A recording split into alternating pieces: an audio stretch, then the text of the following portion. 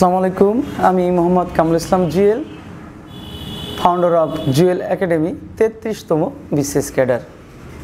আমরা আজ প্রিপোজিশন নিয়ে আলোচনা করব। তো এটি আলোচনা করার আগে আমি কয়েকটি প্রশ্ন তোমাদের ছুড়ে দিতে চাই ঢিলের মতো। ওকে, প্রথম প্রশ্ন, প্রিপোজিশন কোন পার্টস অফ স্পিচ? ভাবো। দ্বিতীয় প্রশ্ন, এই প্রিপোজিশনটা কিভাবে গঠিত হয়েছে? এটিও ভাবো। তৃতীয় প্রশ্ন, প্রিপোজিশন বাংলায় কার সাথে তুলনা করা যায়? এটিও আরেকটি প্রশ্ন। শেষ প্রশ্ন, আসলে এই প্রিপোজিশনের কাজ কি? ওকে, এই চারটি প্রশ্নের আমরা উত্তর খুঁজব। প্রথম প্রশ্ন, প্রিপোজিশন হলো নাউন। কোন পার্টস অফ স্পিচ? নাউন। একটু মনে রেখো, আমরা যে সমস্ত গ্রামার সাধারণত পড়ি সবগুলোই কিন্তু noun. Okay, right forms of verb এটিও নাউন, অ্যাডজেক্টিভ এটিও নাউন, অ্যাডভার্ব এটিও নাউন, কনজাংশন এটিও নাউন। যতগুলো গ্রামার আইটেম আমরা পড়ি ওগুলো কিন্তু পার্টস অফ স্পিচের দিক থেকে নাউন। কারণ আমরা জানি পৃথিবীতে কোনো কিছুর নামকে নাউন বলে, তো ওগুলো তো একটি নাম। তো যেগুলো একটি ওয়ার্ড আছে সেগুলো শুধু নাউন, আর যদি একের অধিক ওয়ার্ড থাকে তাহলে সেটি ফ্রেজ। ওকে, তাহলে আমরা পালাম কি? এটি নাউন। দ্বিতীয় প্রশ্ন, কিভাবে গঠিত? হ্যাঁ, এটি গঠিত, এই দেখো, প্রি। এটি একটি প্রিফিক্স। ইংরেজিতে এটিকে বলে প্রিফিক্স, আর বাংলায় এর নাম হলো উপসর্গ। বাংলায় উপসর্গ আছে, যেমন অ, আ, অনাঘা এই ধরনের। তারপরে পজিশন, এটি একটি নাউন। তাহলে এটি প্রিফিক্স আর এটি হলো নাউন। এই দুটো জিনিসের সমন্বয়ে প্রিপোজিশন শব্দটি গঠিত হয়েছে। ওকে, এরপরে প্রিপোজিশন কার সাথে তুলনা করা যায়? আমির খান, সাকিব খান, ক্যাটরিনা কাইফ? না, এদের সাথে না। এটি বাংলায় বিভক্তির সাথে তুলনা করা যায়। অর্থাৎ বাংলায় বিভক্তি যে কাজ করে ইংরেজিতে প্রিপোজিশন ঠিক সেই একই কাজ করে। এখন প্রশ্ন করতে পারো, স্যার বিভক্তি কি কাজ করে? বিভক্তি কাজ করে শব্দকে পদে পরিণত করে, বাক্যের সাথে যুক্ত করে বাক্যকে বড় করা। এই হলো বিভক্তির কাজ। এখন আমি একটি বাক্য বলছি, আমি যদি বলি আমি ঢাকা কলেজ পড়ি, হবে না, কারণ এই শব্দের সাথে বিভক্তি যুক্ত হয়নি। কলেজ মৌলিক শব্দ হয়ে গেছে, ওখানে একটা বিভক্তি আনতে হবে। আমি ঢাকা কলেজে পড়ি, তাহলে কিন্তু বাক্যটি হবে। তা না হলে এই শব্দটা কিন্তু অন্য শব্দের সাথে যুক্ত করে বাক্যকে পরিপূর্ণ করতে পারছে না। তাহলে বিভক্তির কাজ কি? বিভক্তির কাজ হলো শব্দকে পদে পরিণত করে ওটি বাক্যের সাথে যুক্ত করা বা সম্পর্ক সৃষ্টি করা। ওকে, এরপরে আসি, এর কাজটা কেমন? খুব গুরুত্বপূর্ণ প্রশ্ন। এখন আমরা একটু সংজ্ঞাটা জেনে নিই। প্রিপোজিশনের সংজ্ঞা হলো যে সমস্ত ওয়ার্ড নাউন বা প্রোনাউনের পূর্বে বসে অন্যান্য পার্টস অফ স্পিচের সাথে সম্পর্ক সৃষ্টি করে বা তৈরি করে তাকে আমরা প্রিপোজিশন বলি। হ্যাঁ, এই সম্পর্কটার কথা একটু মনে রাখবা। অ্যাকচুয়ালি আমরা মনে করি প্রিপোজিশন মনে হয় শব্দকে যুক্ত করে, বাক্যকে যুক্ত করে। ন, যুক্ত করার পার্টি আলাদা আছে। তারা কারা? Conjunction, and, but, or, nor, yet, so, therefore, yet, তারপরে when, hot, এই সমস্ত কনজাংশনগুলো যুক্ত করার কাজ করে। আর আমাদের যে প্রিপোজিশন এ কিন্তু যুক্ত করার কাজ করে না, এটি সম্পর্ক সৃষ্টি করার কাজ করে। যেমন প্রেমের সম্পর্ক করি। ওকে, অর্থাৎ একটি ওয়ার্ডের সাথে আরেকটি ওয়ার্ডের প্রেম করিয়ে দেয়। মনে রাখবা, প্রেম করিয়ে দেয় কে? প্রিপোজিশন, মানে সম্পর্ক সৃষ্টি করে দেয়। ওকে, একটুখানি ক্লিয়ার করে একটু উদাহরণ দিয়ে, মনে করো তোমার বিয়ে, তুমি 2 মণ হীরা নিয়ে কার কাছে গেছো? স্বর্ণকারের কাছে গিয়ে বলছো, আমার এই হারটি দ্রুত বানিয়ে দিও, নিখুঁতভাবে, যেন ছেঁড়া ফাটা না থাকে, জোড়াতালি দিও না যেন। ওকে, স্বর্ণকার এই রিংগুলো নিয়ে তোমার কাছে হাজির হয়েছে। কারণ তোমরা জানো, নেকলেস তৈরি করতে আগে কিন্তু ছোট ছোট রিং তৈরি করে নিতে হয়। সেই রিংগুলোকে একটার সাথে আর একটা জোড়া দিয়ে কিন্তু নেকলেস তৈরি করতে হয়। এখন ওই যে তুমি বলেছো যেন জোড়া তালি না দেওয়া থাকে, এই ভয়ে স্বর্ণকার আর একটার সাথে একটা জোড়া দেয়নি। এত দামি হীরা যদি আবার সমস্যা হয়ে যায়, এই কারণে তোমার কাছে শুধু এই রিংগুলো নিয়ে এসেছে। হবে তোমার গলায় তুমি পড়তে পারবা না, পকেটে নিয়ে বসে বিয়ে করতে হবে। খেয়াল করো, প্রিপোজিশন একটা বাক্যের ক্ষেত্রে ঠিক এটাই কাজ করে। একটা শব্দের সাথে আরেকটি শব্দের সম্পর্ক সৃষ্টি করে দেয়, জোড়া লাগিয়ে দেয়। ওকে, আর যতক্ষণ এই জোড়া না লাগানো হয়, যতক্ষণ একটা শব্দের সাথে আরেকটি শব্দের সম্পর্ক সৃষ্টি না করায়, ততক্ষণ সেটি বাক্য হয় না। যেমন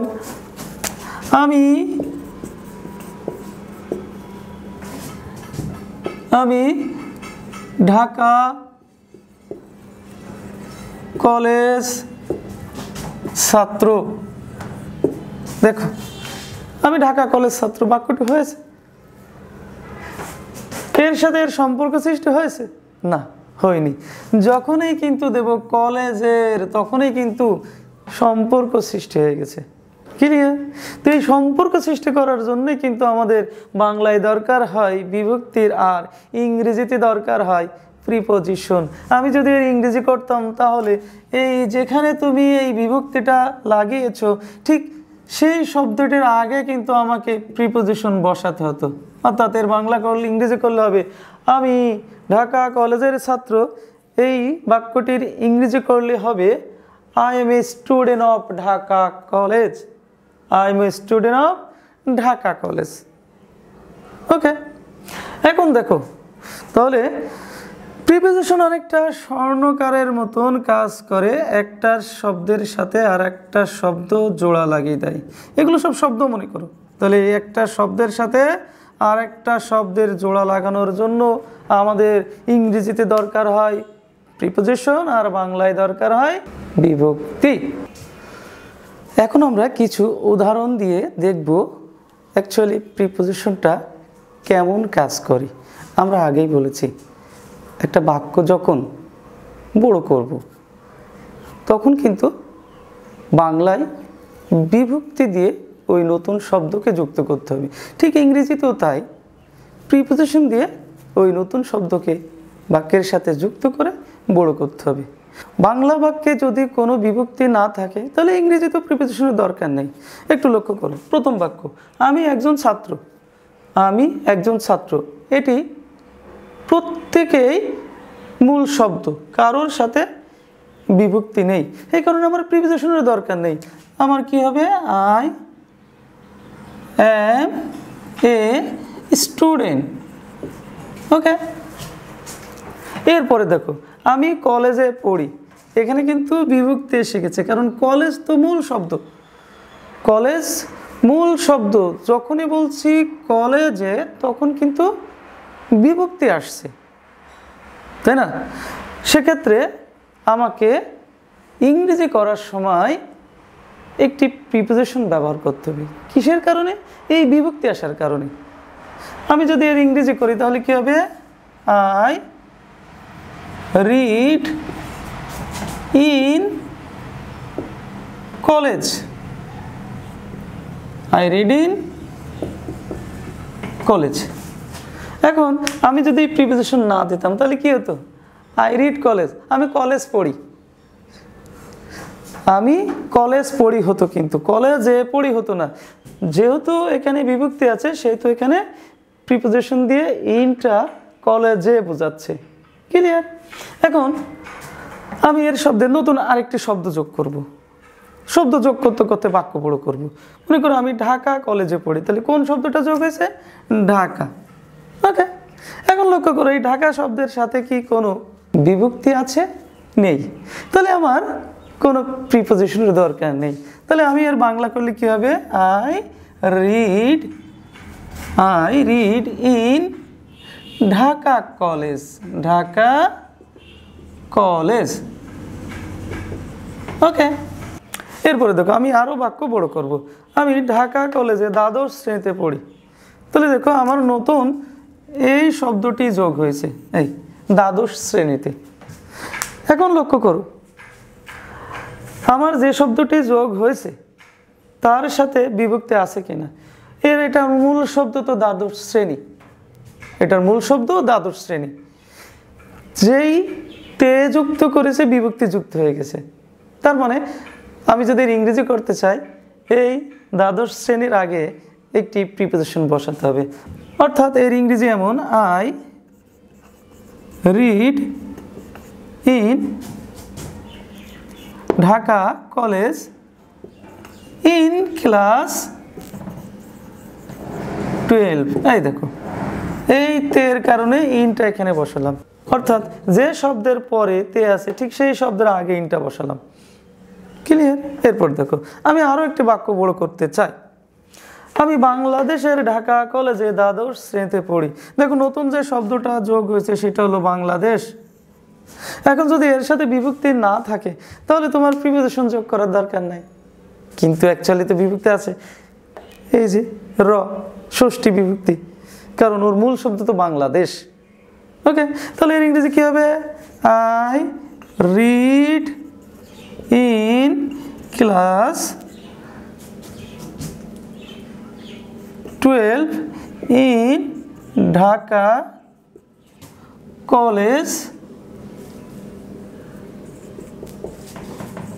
college of Bangladesh, of BD Bangladesh.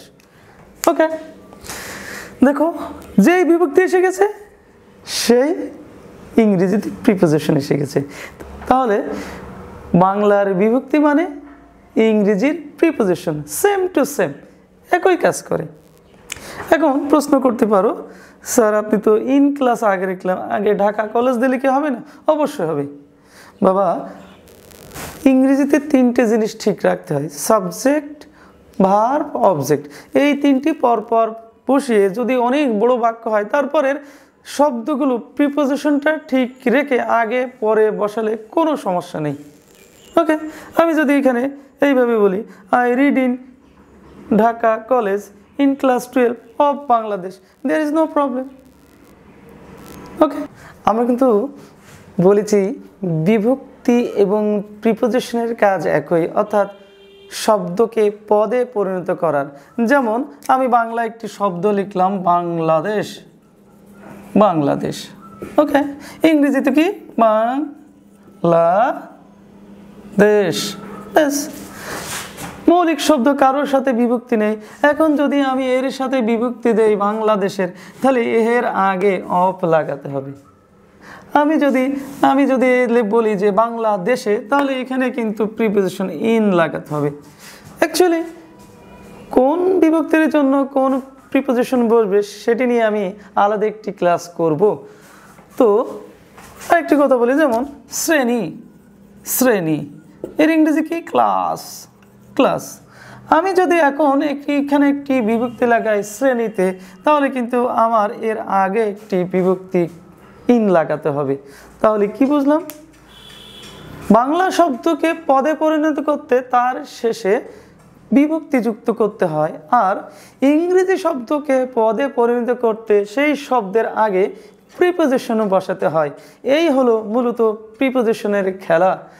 আমরা এখন প্রিপোজিশনের শ্রেণী বিভাগ নিয়ে একটু আলোচনা করব। প্রিপোজিশন 6 প্রকার। এই যে প্রিপোজিশন 6 মানে 6 প্রকার। 1 নম্বর হলো সিম্পল প্রিপোজিশন। সিম্পল, হ্যাঁ, সেগুলোকে সিম্পল প্রিপোজিশন বলে যে প্রিপোজিশনগুলো অনলি একটি বা একা একা ব্যবহৃত হয়। যেমন দেখো, at, in, on, by, to, for, up, with, under, from, এগুলো সবাই সিম্পল প্রিপোজিশন, কারণ একে ভাঙলে এটি ছাড়া অন্য কোনো প্রিপোজিশন পাওয়া যাবে না। এরপরে আছে ডাবল প্রিপোজিশন। ডাবল প্রিপোজিশন, হ্যাঁ, ডাবল প্রিপোজিশন সেগুলোই যেগুলো একটা প্রিপোজিশন ভাঙলে দুটো প্রিপোজিশন পাওয়া যাবে, অর্থাৎ দুটো প্রিপোজিশন যুক্ত হয়ে একটি প্রিপোজিশন হিসেবে যখন ব্যবহৃত হয় তখন তাকে ডাবল প্রিপোজিশন বলে। একটু উদাহরণ দিতে পারি, যেমন into, out of, within, upon, upon. একটু লক্ষ্য করো, ইনটু, ইন টু, ইন একটা প্রিপোজিশন, টু একটা, দুটো একসঙ্গে কিন্তু ব্যবহৃত হচ্ছে। ও আউট অফ, আউট অফ দুটো প্রিপোজিশন একসঙ্গে ব্যবহৃত হচ্ছে। উইথ ইন দুটো প্রিপোজিশন, উইথ এবং ইন দুটো প্রিপোজিশন একসাথে ব্যবহৃত হচ্ছে, অর্থাৎ with in, with in, with একটা, ইন একটা প্রিপোজিশন। তারপর আপন, আপ একটা, অন একটা, অর্থাৎ দুটো প্রিপোজিশন যখন একটি হিসেবে আচরণ করবে তখন তাকে আমরা ডাবল প্রিপোজিশন বলবো। এরপরে আসি 3 নম্বরে, কম্পাউন্ড প্রিপোজিশন। কম্পাউন্ড, কম্পাউন্ড শব্দের অর্থ কিন্তু যৌগিক। হ্যাঁ, এটা বুঝতে গেলে একটুখানি সংজ্ঞাটা জানতে হবে। সাধারণত এই প্রিপোজিশন গঠিত হয় কোনো নাউন বা অ্যাডজেক্টিভ বা অ্যাডভার্বের আগে ছদ্মবেশ আকারে একটি প্রিপোজিশন বসে। ছদ্মবেশ মানে কি? সেখানে ডাইরেক্ট প্রিপোজিশন থাকে না, যেমন সেখানে এ সমান অন থাকে, এ সমান অন থাকে, আর বি বা বি সমান থাকে বাই, এরকম। অন থাকবে না, এ থাকবে, আমাকে বুঝে নিতে হবে এ মানে অন, বি থাকবে অথবা বি থাকবে, বি বা বি থাকলে বাই বুঝে নিতে হবে। কিছু উদাহরণ দিই তাহলে ক্লিয়ার হয়ে যাবে, যেমন বি সাইড, বি সাইড, তারপরে বিফোর, বিফোর, তারপরে অ্যাক্রস, অ্যাক্রস, তারপরে অ্যালং, অ্যালং, তারপরে অ্যাবাউট, তারপরে অ্যারাউন্ড, বিহাইন্ড, আমরা বেশ কয়েকটি লিখি, বিহাইন্ড, তারপরে এমিডিস্ট,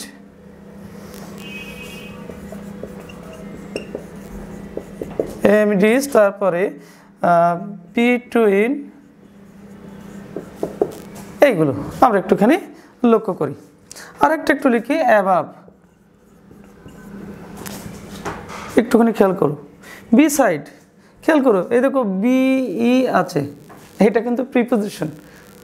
আবার ধরে নিও না বি ভার্ব, বিজ আর ওয়াজ আর, নো, এটা প্রিপোজিশন। আমি আগেই বলেছি এই বি মানে বাই, অর্থাৎ তাহলে by side, by plus side, এটি কিন্তু নাউন বা অ্যাডজেক্টিভ বা অ্যাডভার্ব এরকম কোনো শব্দের আগে এই প্রিপোজিশনটা বসবে। তাহলে বাই প্লাস সাইড হয়ে গেছে বি সাইড, মানে পাশে কম্পাউন্ড প্রিপোজিশন। এখানে লক্ষ্য করো বিফোর, এই ফোরের আগে এই দেখো বি বসেছে, বি মানে বাই, তাহলে বাই প্লাস ফোর।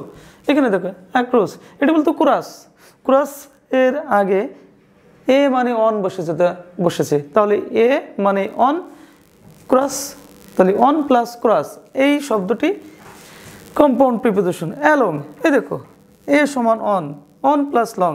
অ্যাবাভ, এখানে দেখো এ এবং বি আছে, তাহলে এতে অন, বিতে বাই, তাহলে আউটের আগে দুটো প্রিপোজিশন যুক্ত হয়ে অ্যাবাউট শব্দটি গঠিত হয়েছে।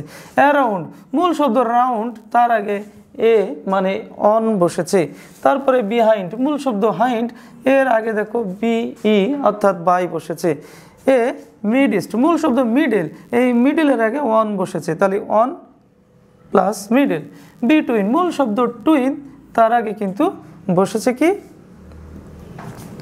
By.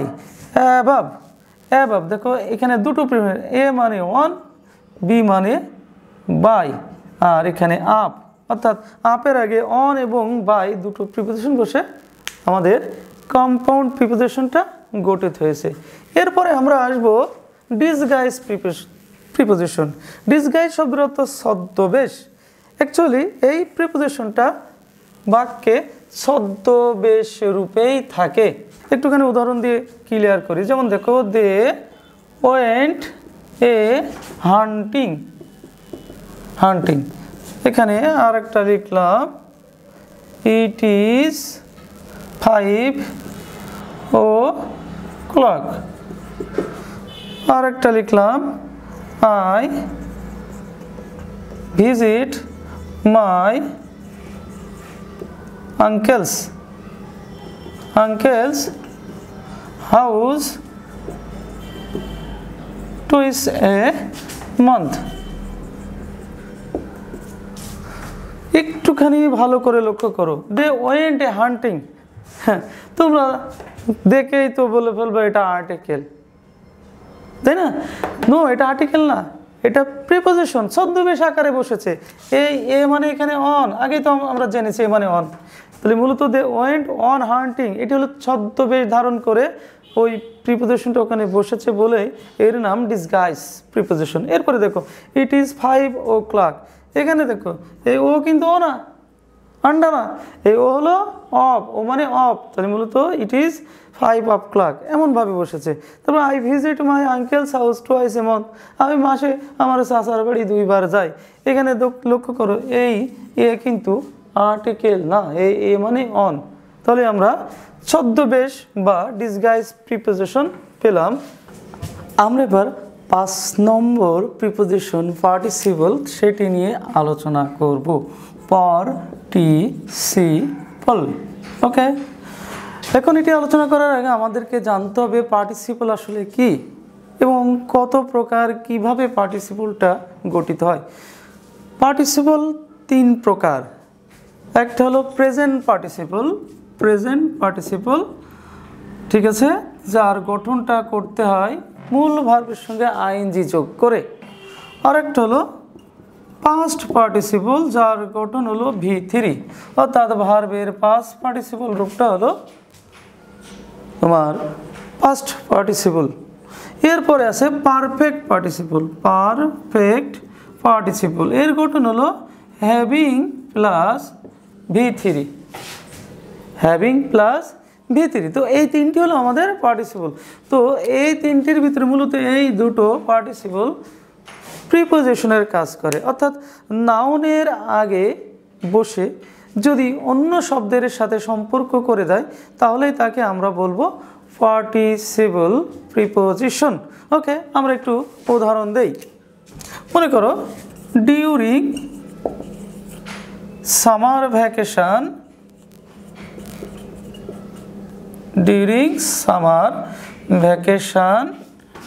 We visit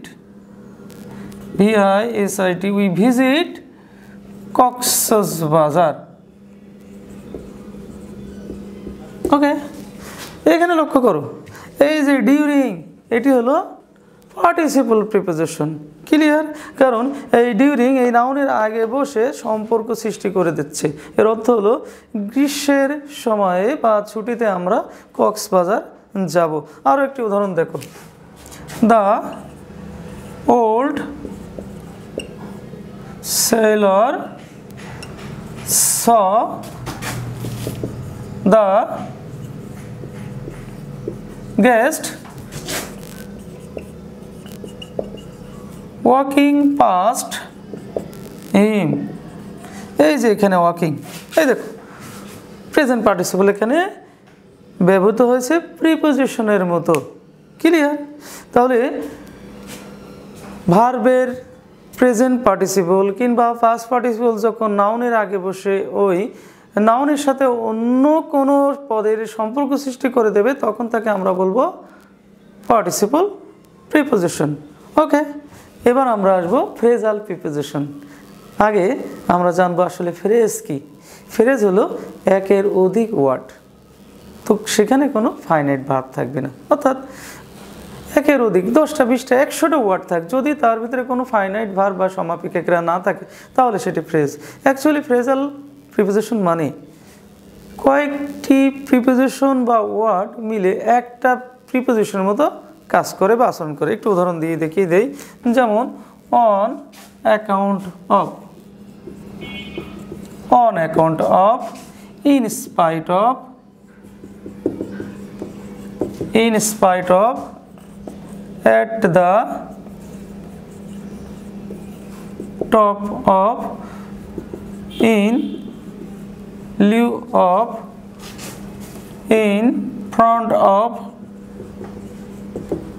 in front of, in back of, instead of,